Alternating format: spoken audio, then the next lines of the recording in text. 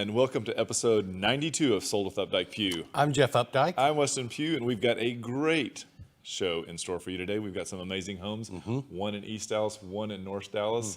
And in the second segment, we're going to talk about all those flying creatures that are on your porch and how to maintain them with the heat. Yeah, not how to maintain the creatures necessarily, but How to get rid of them. There's some cuss words I'd use to describe this. No things right kidding. now. No kidding. So Busy week so far. Yeah, what you been doing? Avoiding the heat. No kidding. No, there has to be not as some. bad. There has to be something thankful in the fact that we made it all the way to July 15th, before we had our first 100-degree day. I 100% agree with that. And, you know, I remember when I first moved to Dallas was one of the first summers and lived downtown in the heat bubble. And that was the summer that we hit 70-something consecutive days at 100. And I remember stepping out on my porch at midnight, and it was still 100. I was like, oh my gosh, I dislike this a lot. Yeah, it can be crazy this time of year. Yep. Speaking of crazy, real estate seems to be going right now. It really is. It is just going gangbusters right now. I mean, I think we kind of saw this little lull in the number of listings coming in the beginning, but they seem to be kind of catching up now. So I'm excited about that. And just looking at it from a company standpoint as well, it's not just isolated pockets that seem to be doing well. It seems to be across the board in price points in the Dallas area that we're seeing things just take off. And one of the statistics that Anthony Jackson sent out to us just yesterday was showing that the number of listings that our company has taken from comparing June 19 of 2019 to June 2020, we were up almost 20% over last year. And that was a lot over what the Metrotex was saying was the standard as well. Yeah. So really good news for us. The other thing too, again, we had Jeremy on the show last week and we talked about rates, and rates continue to be in astronomically low numbers. And so if you're looking to refinance, purchase, I think one of the interesting things that we were talking about one of our clients with the other day, they felt like they were at a certain lid as far as they wanted to go on what their purchase price was. But given the fact that from when they started versus today, it's a 0.5 point below, it was interesting for Jeremy to be able to break down and show them at 0.5% more or less what your buying dollars are, both as a total package and then also from a monthly cost. Yeah. And it makes a huge difference. It does. So if you were thinking I could only go to the 450, 500, 0.5% low could be a difference. It really could, and it could put you into a different quality of home and a different classification of home, and a different neighborhood. Right. So, well, we just went on a listing appointment today, bright and early. Yep. Crack of dawn, 9 a.m. showed up, and we're ready to go. Yep. So Met a really nice guy from Chicago who's thinking about selling a condo here. So, and it's just here we are. So. I will say you sent me an article last night, and I love this article because if you know me, I love me some Italy. I love this place. And so the ray of good light in my world right now is that Italy is still on track for Dallas coming into North Park. And I don't know how much PPE equipment I'm going to put on because I plan to be in there for quite some time, but I'm going. I love that place. yeah, I've never been to Italy. You went, where is it? Chicago. Chicago. So if you've never experienced Italy like me, then at least go do the research about it, because I think you're going to find it's like it's a food hall like they have in Europe. That's a good way to put it's it. Not, but I don't know that I've never heard anybody talk about another one here except that one. Oh. So I got to experience them when we had our Scandinavian trip, and it's just an interesting way to be able to eat and drink and relax and shop, and it's fun. Now's not the time to go into how many reasons and why I love Italy. That's another time. Call me, we will talk. But I am extremely excited about that. So Cool. yeah, so let's just jump into these houses. Okay, our first one today is in the Disney streets, and if you are not familiar with the Disney streets, it's got a really interesting history. It is a real thing too. Yeah, it really is.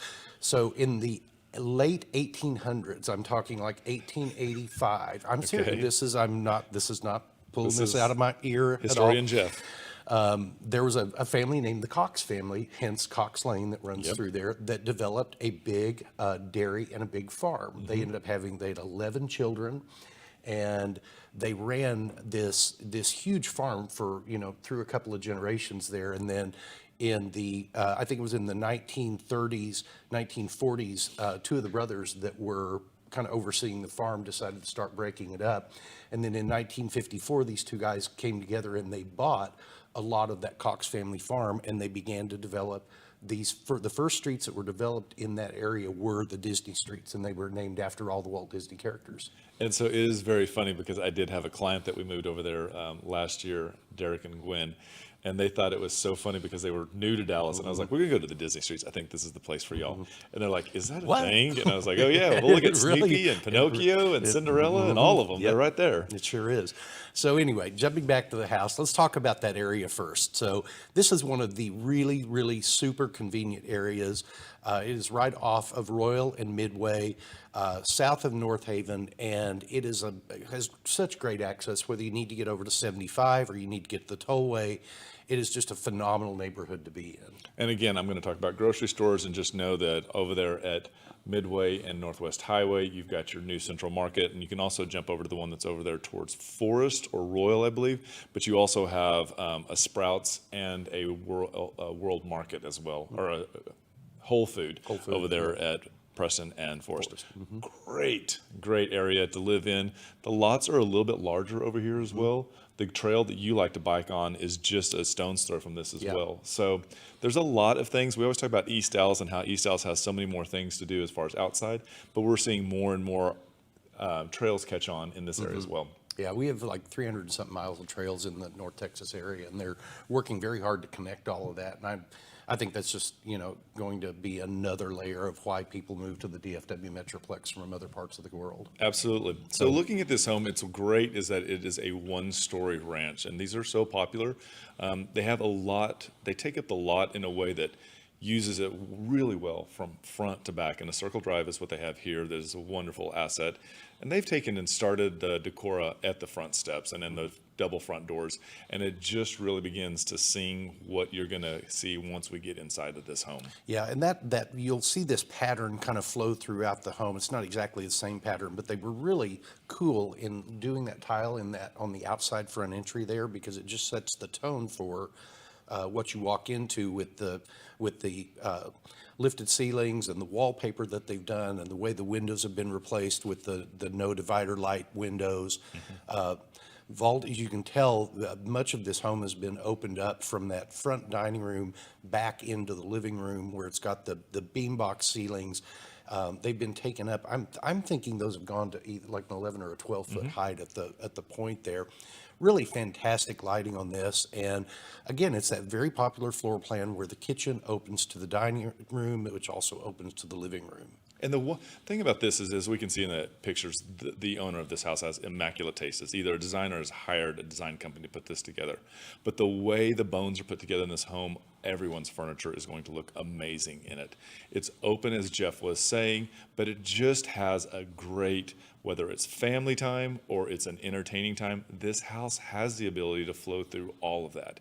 And you can see that the amenities in the kitchen, everybody wants what they have, the backsplash, the countertops, and just even little simple things like the beverage fridge on the very end right there. Yeah, and the lighting that they've done throughout this home is just perfect for the balance of the rooms, the size of the rooms. This is really interesting because on one end of the home, you've got this big bedroom, and then you've got this really large bedroom, and they kind of flank this really large living area right there that could be a phenomenal guest room, game room. Each of those bedrooms also have a full bath right there, either in them or right just next door to them. And then moving to the other side of the home, you've still got these other really large bedrooms. This is one of the other ancillary rooms, along with this one, that share a really cool Jack and Jill bath. But then you've also got a half bath that is out in the hallway that would be perfect. It's a perfect location for guests. Absolutely. And the master on this one is large, and it is in the back of the house, up against the backyard as well. So you can see right here, they've got a king-size bed, large, probably 42-inch nightstands, and still we're feeling like we've got plenty of room. And it's a symmetrical room where it's easy. The bed presents itself as you walk in, and you have this view over the backyard. And then you've got the master bath, which has got the floating vanity with the double sinks, designer faucets, has this the sculptured rectangular tub. That is a huge walk-in shower, and double heads, double fixtures, and then this all opens out to a phenomenal backyard. Yep. And the great thing about this is you've got eating, entertaining, lounging, grilling, outdoor kitchen. The fence is probably an 8-foot fence, landscaped, not a lot of eyes in the backyard. And then again, this amazing pool that has the cement looters, and then I believe that is a limestone decking system around. So 3746 Princess Lane, 5-bedroom, 5 full bath, 1 half bath, a 2-car garage built in 1972. It's about 3,300 square feet, priced at $899. Phenomenal deal at $265 a square foot. And we just want to say thank you so much to Joelle Mayer for allowing us to feature this home. It is amazing. If this is something you'd like to see, more information, please look in the link below in the comments and you'll find a direct link to that. If you'd like to see this home or something similar in the area, please let us know in the comments or direct messages, and we'll be happy to get you to it. Great home. Great home. So next, let's zip over to the East Dallas market. This is part of the Lake Highlands area, and it is kind of in the Moss Farm neighborhood. And the address is 9129 Rayford Drive. This is so it's really funny because when we drove, it literally was just almost the exact same latitude or longitude, whichever one it is, from one point to the other. And this is a great home in a really great area. So off of Greenville Avenue, which is, will connect you up to 635, but then you can take Greenville all the way down into Lowest Greenville, where there's some really great restaurants.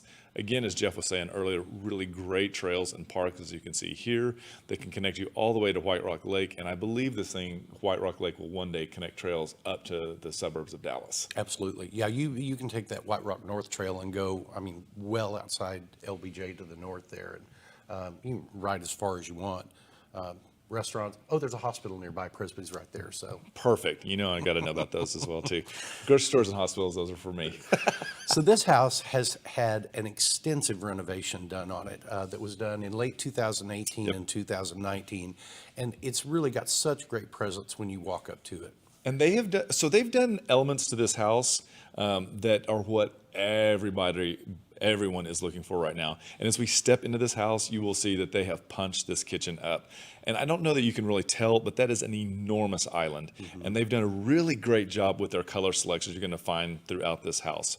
One of the things that I was captivated by is there is a little menu that's on the side of the wall over there by the oven, and it is changeable. And so I thought it was really kind of a nice idea, kind of a really family-focused scenario. Yeah, this is such a wonderfully laid out kitchen, dining room, mudroom area. This is the kind of the formal dining room area that also looks out onto the back porch. I could talk about this house for days and days and days. I fell in love with the way they had actually added the color and the chandelier in this. And you can see that the great taste as in with the first home continues here, where they're mixing elements, the ghost chairs, the Philippe Stark, the raw edge table, it all is perfectly working. And these are all new hardwoods that were done throughout. This is the living area that's on the first floor. It's got that very eclectic stacked stone fireplace that is so common in 1970s homes. And I just want to jump in here. That mantle that they had constructed there was actually from a tree on the property when they did some renovations and were able to capture it. And these are all new windows that were done in it.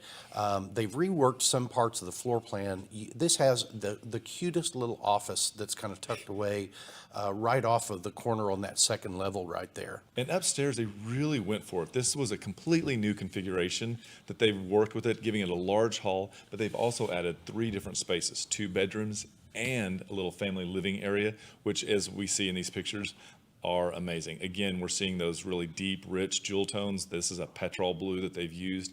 And it just works so amazingly with the structure of that black bed right there. Again, great scenario. And this is one of the other bedrooms that's upstairs. So they've got these really great ancillary bedrooms with bathrooms that are right there at them. So you have the ability to kind of separate kids if you've got them and provide everybody with their own space. We're seeing more and more people take a little bit more attention and giving it into the utility room, whether they're making it really large, very functional, whichever way. They have got this. This is actually the. This is I believe this is the upstairs bedroom. That's right. I may have had Threw those me out for a of split order second. there. I'm sorry. But all of these bathroom fixtures have been reworked as well. They've got upgraded cabinetry. This is the laundry room that is right off the kitchen, or laundry room / mudroom, that just works out really well in terms of location and accessibility. And given that we're all in these situations where there's a lot more of us staying at home for extended period of time, outdoor space is at a premium. And here we've got a covered pergola that has a built-in stone kitchen. And then for the people that need to make sure that they've got that protected zone around the pool, this is done. It's fantastic, and that is all new turf, that is all new roofing material, and then much of the decking was also redone in that 2019, 2018 renovation. So if you wasn't enough that you have a pool, here's your putting green. So Yep. if you can't get to the club, you can't get to the municipal courses, well, just take a little putter tour here.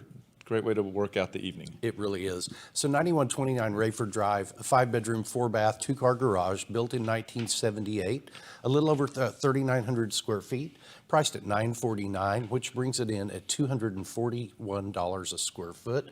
Really, really a great value at that price and in that neighborhood. Absolutely. Click on the links and you'll see a few more of the pictures that we didn't have time to highlight. It just seems like there were so many. We were just really struggling to get the best ones. And we wanted to say thank you so much to Jason Bates for letting us feature your home. Thank you, Jason. So we're going to take a quick commercial break. Yep. And be sure to like, share, subscribe, and we'll be right back.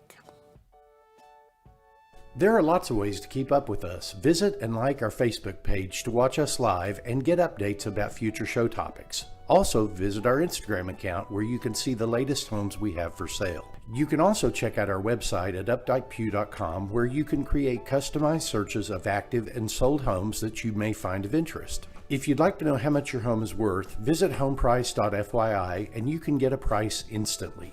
Just enter your address and a couple of other pieces of information and we will email you a price. If you are on the go and podcasts are better for you, our second segments are available on iTunes and Spotify. Last of all, you can reach out to us by phone or text at 214-377-2223. Hi everybody, welcome back to episode 92 of Sold with Updike Pugh. And in our second segment today, we're going to talk about one of the most important topics that can be brought up today. Cuss word bugs. Bugs. I'm over them. That's right. So what we wanted to do is help give you 7 ways to make your home a bug-free zone. Yeah, and this is really interesting. We've had talks with this before, but I think that this is really important for us to kind of go over real quick because, again, it's summer and we are spending so much time outside. Years ago, it was the West Nile virus, and so we all kind of are ready to make full use of our backyard, and this is one of the ways we're going to do it. Absolutely. Let's do it. And one of the first ways, when we've had Michael Bosco from Safe Haven Pest Control on before, he's talked about, one of the things that you can do to help with mosquitoes especially is mosquitoes are horrible flyers. They really don't have a great flying capability. And one of the ways to help with that is install patio fans. Yeah, and this is really interesting to me because I had no idea that he used it as a description as they're more like little helicopters and they don't do well in cross breezes. And so the down and then a cross fan are really the key factors. And I realized that on my deck, if I'll take and crank them where it's almost medium high, I can almost maintain all the mosquitoes in that area. Interesting. But it's high. Yeah, it is. And I've learned a lot. When I built my pergola a couple of years ago, I learned a lot about the difference between fans that are rated for damp environments and fans that are rated for wet environments. And, believe it or not, they're 2 completely different ratings, where if they're rated for a damp environment, they are not built to have water come directly down on top of them. Many times in a damp environment, fans, they may still use wood blades. They may still have back cavities that are open on the back of the fan, and they're less expensive. Where wet rated fans are built so that the rain can come directly down upon them, and they usually build them with the high quality plastic blades and your options are somewhat limited in the wet fans as compared to the damp fans. It's funny because I thought that there was only indoor and outdoor fans. I had no idea about this damp thing. So I do know that I will be replacing mine because I have one of them that is very loud, and I'm not going to have two that don't match. So getting two new ones, and we'll see how that goes. I'll report back and let you know. Yeah, one of the things that I also learned was don't assume that a wet rated fan is automatically going to last better outdoors than a damp rated fan.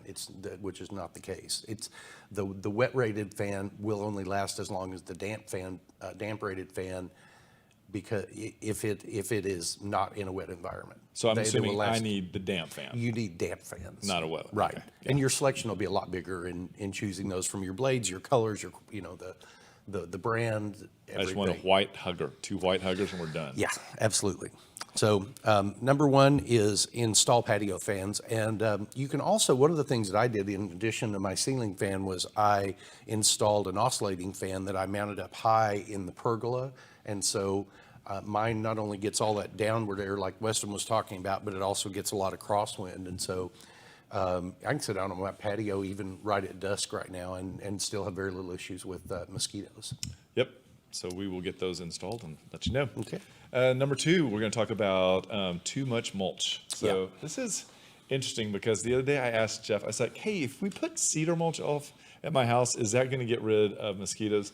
And there's some, but I think the big thing is not to put too mulch and create a really nice environment for them to hang out in. Yeah, it's the interesting that I learned in doing this is that, where we talk about with foundations, you don't want soil to get up too close to the foundation on it, and you really don't want your mulch to get right up next to the foundation either. You need about a 6-inch barrier there because it's a way that bugs hide in, it's a way that mice hide in and can have access to your house. So certainly use mulch because it's going to help keep the water in the soil there. It's also going to help keep bugs away, but don't use too much. And the interesting thing is kind of jumping off of this mulch thing, I was talking about how on one side of my house or my garage, there is a fence and there's a very narrow kind of alley space, and the leaves have fallen back there. And the other day I was getting back there and I was attacked by the mosquitoes that are back there. And so it's not just the mulch, it's also the leaves that are back there. These are old leaves. And I was like, I've got to get this cleaned up. This is too much because I got to hang my bikes up back there. Yeah. And that kind of rolls into our next suggestion, which is to get rid of all the standing water. Yes. I mean, that's where the mosquitoes lay their eggs and the larva builds. And, it's just, it's interesting because, around behind the guest house, where I've got all those pots and stuff, I still have to go back there every once in a while and remember, oh yeah, I've turned that over to look at it, and I've got to make sure it doesn't collect water in it, or that there's not a pail, or even shovels that are laying on the ground back there can collect water in them. And that's the thing, is that you don't realize a wheelbarrow, if it's not standing up, it's going to catch the water. Even kids' toys that are in the backyard that have been left out. Bird baths, all this stuff. I will tell you, I remember Michael Bosco talking about corrugated French drains and how those corrugations have the perfect quarter amount of water that always stays in them, and that is a perfect thing. And I'm going to have to work on some of the drainage. And I'm like, I've got to make sure that I do not get corrugated drainage French drains because I don't want any more. Yeah. There at Home Depot, you can buy those little donut-shaped things that are called mosquito dunks, I think is what they're called. And those are really good if you've got bird baths that don't have flowing water in them, because those have a natural product, a natural enzyme that's called BTI, or I don't know what it stands for, but you can put those in bird baths and they will not harm the birds and they won't harm the good life. They just, the good wildlife. I'm going to put those in my French drains, is what I can tell you if I don't do that. And then we also talked about trimming and tidying up your yard. I kind of jumped the gun with the tidying the yard, but trim it. Oh, yeah, absolutely. Everybody likes the curb appeal. I mean, it's your neighbor. I know I have friends that live in neighborhoods where everybody in the neighborhood keeps their yard up except one person, and they all talk about that one person. And so it'll keep your neighbor bugs away, and it'll help keep your other bugs away. This is true. And that thing here, right, that we're talking about, the next one is about planting bugs or planting plants that the bugs hate. And so some of these I didn't realize, like we've got basil, catnip, Chrysanthemum. Now, chrysanthemum is one that we did know about because Yeah. we've seen that work in real time. Absolutely. Lavender, citronella is it's what they use in a lot of the Right. burning lamps. And then, so marigold, I knew about marigolds, but one that wasn't on the list, a long time ago, I got a random curry plant. And I planted that thing, and it put off the most pungent smell. I love curry, but I was not ready, and I did have very limited bugs in that portion of my backyard that year. And it was... Everybody was limited in that portion of the yard. But it was, and the craziest thing was, it was just a single little plant, but that little booger, whew, that was a lot of smell. Number 6 suggestion is paint your home lighter colors. This is odd. It's a really odd phenomenon that occurs, but even when people talk about, in the summer you should wear lighter colored clothing because bugs aren't as attracted to that. Okay. Let us know if that works. That's a very interesting one for me. I was like, huh. Now, the bat house, I can totally get behind. Yep, No, number okay, 7. I jumped. Number 7. Number 7. I do like the bat house idea. Yeah. I think that's really cool. The statistic in here that says that they can eat 1,000 small bugs an hour, I was like, holy cow, Yeah. that is a lot. So I had 2 bats that would come back to my house every year in part of their migration, and they would stay there practically all summer long. And unfortunately, I installed one of the mosquito mist systems, and it was a non-toxic thing. It wasn't that chased them away or it caused harm to the bats, but it got rid of all the mosquitoes. And they left. so there was no reason for them to come back to me after that. It's interesting, and in the reading that there's different directions that the bat house should face, how much sun it should get, and these are key factors. So if you're going to put a bat house up, just be sure you're putting it up where it's going to make sense for them, and it's going to be a natural environment for them, because due west is not where they want to be facing. No, not at all. So do your due diligence and put in these natural key elements that we talked about to get rid of some of these bugs right now. And if you go to the website batweek.org, Batweek. All right, there you you will go. find a lot of information, good information about how to install bat houses, how to attract them. And did you know that National Bat Week is October 24th to October 31st of 2020? I did not. Get ready. I did not have that on my. I did have murder hornets for May, so I'm good on that. Right. Did not have. David Smith will be interested in Bat Week. So. All right. Well, I think that's about a wrap for this week. I hope y'all have enjoyed this. I hope that some of this levity, there really is, I hope there was some information there that you gained out of it. But we really do appreciate you joining us today, and look for us next week. Yep. And remember, we want to be realtors for life.